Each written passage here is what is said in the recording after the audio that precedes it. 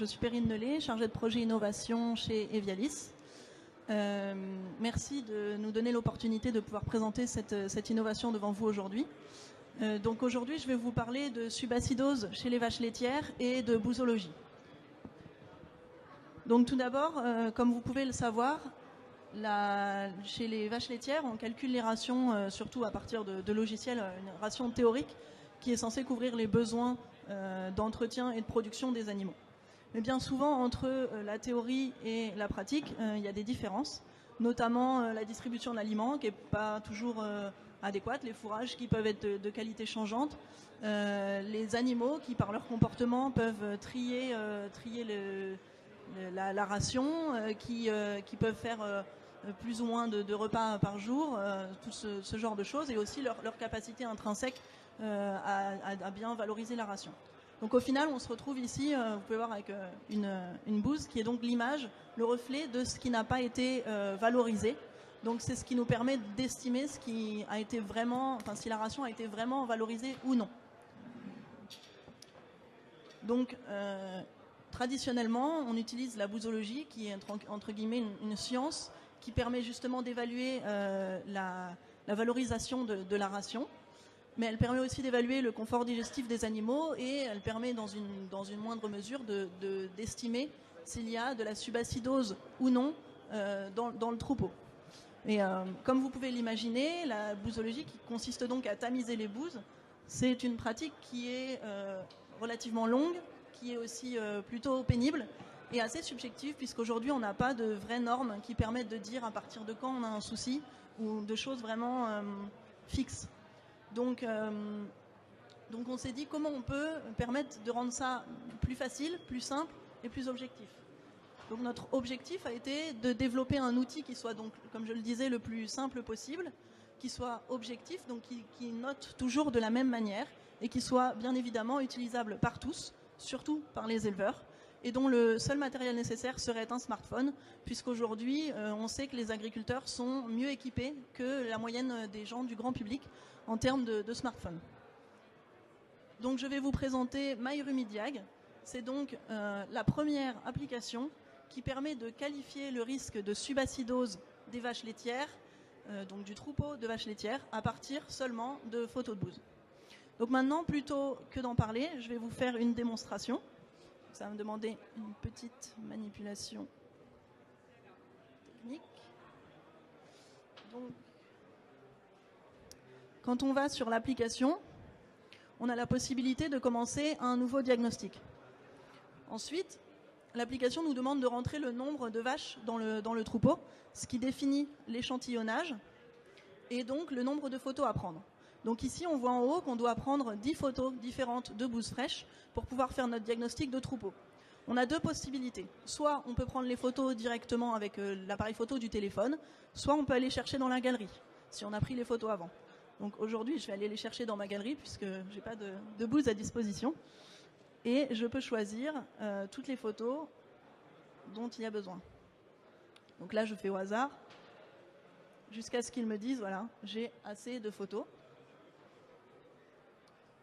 Ensuite, il va me demander de les qualifier une par une sur la présence de grains de maïs entiers non digérés et de mucus, puisque aujourd'hui, l'analyse d'image n'est pas encore capable de déterminer ces éléments. Donc on laisse le soin à l'utilisateur de l'identifier. C'est bien évidemment plus facile quand on est juste à côté de la bouse, mais imaginons qu'ici on a du grain, donc on va sélectionner grain. Et on fait ça pour chaque photo. Donc là, je vais passer assez rapidement sur cette partie-là. Et une fois qu'on a renseigné chaque photo, les photos, elles sont remontées dans un serveur où elles vont être analysées par un moteur d'intelligence artificielle qui a été entraîné spécialement pour noter ces photos en regard du risque de subacidose.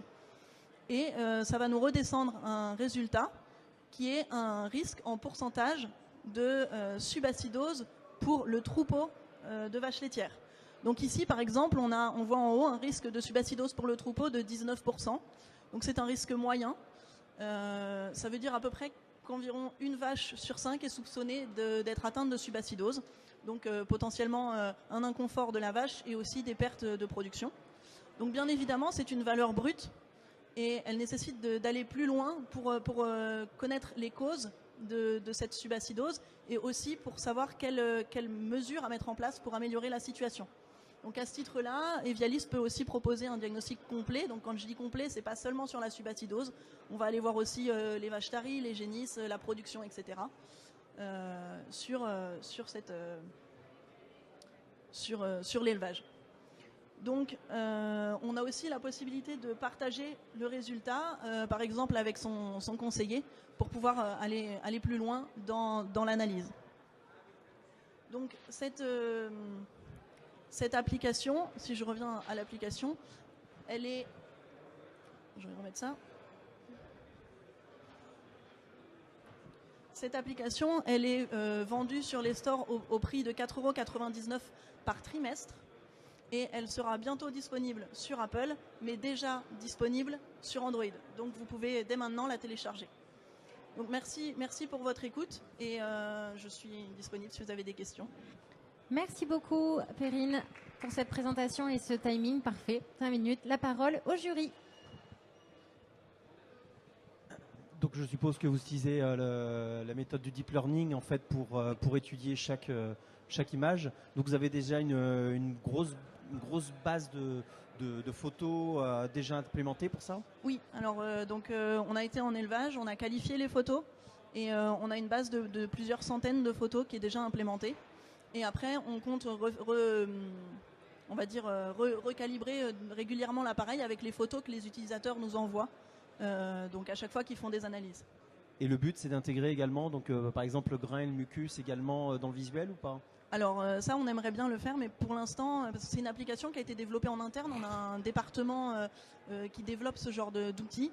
On n'a pas encore les compétences pour le faire, mais dès qu'on pourra le faire, on aimerait bien le faire, puisque ça reste une part de subjectivité dans cette application qu'on aimerait bien corriger, mais à défaut, pour l'instant, on travaille avec ces petits toggles. D'accord, merci. Lorsque l'agriculteur saisit sur son application, qui a accès, hormis lui, est-ce qu'un technicien a un retour des saisies de l'agriculteur qui permettrait, vous, de démarcher l'exploitant pour du conseil? Alors, le diagnostic, quand il est fait, il y a seulement l'éleveur qui y a accès, sauf s'il partage le résultat avec son technicien. Après, sur l'utilisation des données, je pense que c'était plus la question sur qui a accès aux données, etc. Oui, quand on s'inscrit, on rentre un numéro de téléphone et une adresse mail, mais elles ne nous sont transmises que si on accepte le fait de les transmettre à Evialis. Donc l'objectif c'est pas de faire du démarchage, c'est vraiment de rendre cette technologie disponible pour tous. Et après, bien évidemment, donc là, je ne sais pas si vous avez vu sur la dernière image. Pour le diagnostic complet, ça renvoie sur le site Evialis où là vous pouvez contacter si besoin un conseiller Evialis. Mais sinon c'est vraiment comment le coût, comment vous avez établi ce coût par trimestre? Alors c'est assez difficile dans notre milieu de savoir quel prix mettre pour une application, puisqu'il y en a très peu et on ne sait pas encore qui ou comment les gens sont prêts à payer pour une application. On s'est dit qu'il fallait quand même mettre un prix parce que c'est quelque chose qui a nécessité beaucoup de développement et il faut que les gens sachent que c'est quelque chose d'important, mais on a quand même souhaité avoir un prix qui soit très abordable puisque le but c'est bien que tous les éleveurs puissent l'utiliser. Moi, j'avais 2 questions. La première, c'est est-ce qu'à chaque fois que vous avez un client qui prend des photos, vous améliorez votre base? Ça, c'est la première question. Et la deuxième question, là, aujourd'hui, on doit distinguer s'il y a des grains ou pas. Est-ce qu'à terme, ce type d'information va directement être saisi par la photo? Alors, je vais reprendre dans l'autre sens. Donc, sur la question du grain, c'est ce que je disais un petit peu tout à l'heure. Quand on aura la technologie nécessaire, oui, on le fera. Mais à l'heure d'aujourd'hui, on ne sait pas faire.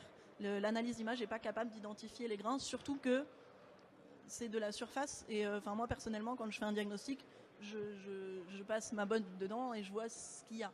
Parce que juste la surface n'est pas toujours représentative.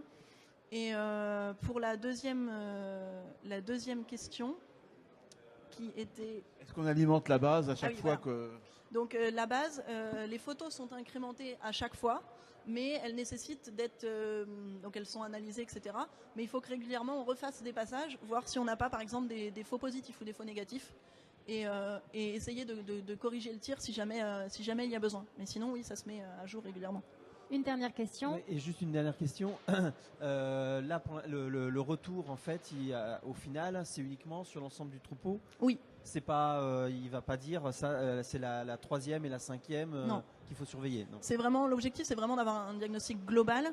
De dire voilà, est-ce que le problème c'est vraiment, par exemple, justement la ration ou une conduite de troupeau. S'il y a une vache qui est malade, c'est pas la conduite générale. Ça va vraiment être du cas par cas. Ça va être plutôt le travail du vétérinaire. Merci. Voilà. Merci beaucoup, Perrine. Pareil, on peut vous applaudir après cette présentation.